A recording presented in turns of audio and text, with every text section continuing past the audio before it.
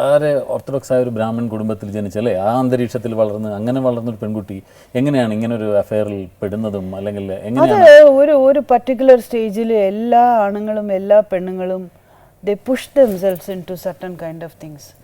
ഈ അഫെയർ ആകട്ടെ കല്യാണം ആകട്ടെ. പിന്നെ എന്നെ കല്യാണം കഴിക്കേണ്ട ആളെ വേറൊരു കുട്ടിയെ കല്യാണം കഴിച്ചപ്പോൾ എനിക്കങ്ങ് ദേഷ്യമായി. ഞാൻ പേര് പറയാൻ ആഗ്രഹിക്കുന്നില്ല. എനിക്കങ്ങ് ദേഷ്യമായി. ഇത് ഇയാൾക്ക് കല്യാണം കഴിക്കുമ്പോൾ എനിക്ക് കല്യാണം കഴിക്കരുത്. എന്നെ കല്യാണം കഴിക്കേണ്ട ആളെന്ന് പറഞ്ഞാൽ കല്യാണം നിശ്ചയമായി, ഞങ്ങളുടെ കല്യാണം നിശ്ചയിച്ചു. വീട്ടുകാരെല്ലാവരും കൂടെ അങ്ങോട്ടും ഇങ്ങോട്ട് വന്ന് സംസാരിച്ച് ഫിക്സ് ചെയ്ത് ഇത് ഇനി ഇത്ര ഒരു കൊല്ലം കൂടെ കഴിഞ്ഞ് നമുക്ക് കല്യാണം നടത്താം. We were badly 22 years old both of us. So അതുകൊണ്ട് മാത്രം ഒരു വർഷം കഴിഞ്ഞ് നടത്താം. ആ ഒരു വർഷത്തിനിടയിൽ നമ്മൾ പല പല പല സംഗതികൾ അറിയുന്നു, അത് അക്സെപ്റ്റ് ചെയ്യുകയും ചെയ്തിട്ട് അതേ നടക്കുള്ളൂ, ഇത് നടക്കില്ല എന്നുള്ള രീതിയിൽ എൻ്റെ മുഖത്ത് നോക്കി പറഞ്ഞപ്പോൾ എനിക്ക് വല്ലാത്ത ഒരു എന്താ പറയുക, അയാൾക്ക് ഞാൻ സ്നേഹിച്ചു പോയതുകൊണ്ട് അയാളെ എനിക്കൊന്നും ചെയ്യാൻ പറ്റില്ല. പക്ഷെ എനിക്കെന്തെങ്കിലും എനിക്കൊരു ഭാര്യയാവാൻ അർഹതയില്ലേ അപ്പോൾ എന്നുള്ള ഒരു ആ ഏജിൻ്റെ.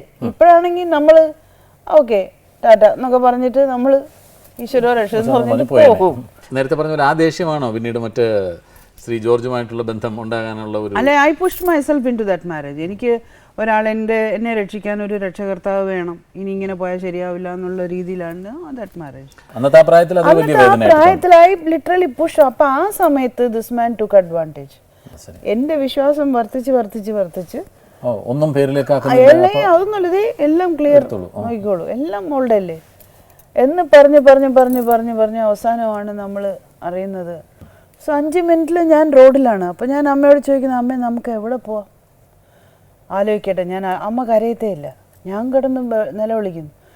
അമ്മ പറഞ്ഞു, നീ കരയരുത്, കരഞ്ഞ് എന്നെ വീക്കാക്കരുത്, പോവാം, നമുക്ക് പോവാം. നേരെ വക്കീലിൻ്റെ വീട്ടിൽ പോയിട്ട് then she called my father brother.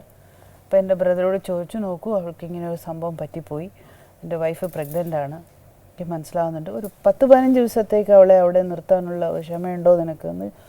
അത്ര ഡീസൻ്റ് അമ്മയുടെ വളരെ പ്രാക്ടിക്കൽ ക്യാരക്ടറാണ്. അങ്ങനെ ഒരു 15 ദിവസം അവിടെ നിന്ന് അപ്പം തന്നെ എനിക്ക് അന്ന് വൈകുന്നേരം തന്നെ ദൈവം ഒരു പടത്തിൻ്റെ ഫിനിഷിങ് AVMൻ്റെ അമൗണ്ട് കൊണ്ടു തന്നു. നെക്സ്റ്റ് ഡേ ടി രാജേന്ദ്രയുടെ ഷൂട്ടിംഗ്, അതും പോയി ഞാൻ അഭിനയിച്ചു, അവരും അഡ്വാൻസ് തന്നു. അങ്ങനെ ഒരു 2-3 ദിവസത്തിനകം എനിക്ക് ഒരു വീട് അഡ്വാൻസ് കൊടുക്കാനുള്ള പൈസയൊക്കെ ദൈവം തന്നു. അതാണ് ദൈവം. അങ്ങനെയൊക്കെയാണ് ദൈവത്തിനെ കാണുന്നത്. ജീവിതത്തിൽ ഏറ്റവും നല്ല സമയം എന്ന് തോന്നിയിരുന്നത് എപ്പോഴായിരുന്നു? ഈ ഒരു വിവാഹത്തിന് മുമ്പാണോ, അതല്ലെങ്കിൽ ഈ വിവാഹത്തിന് ആ സമയത്ത്? ഈ വിവാഹത്തിന് മുമ്പ് ആണ്.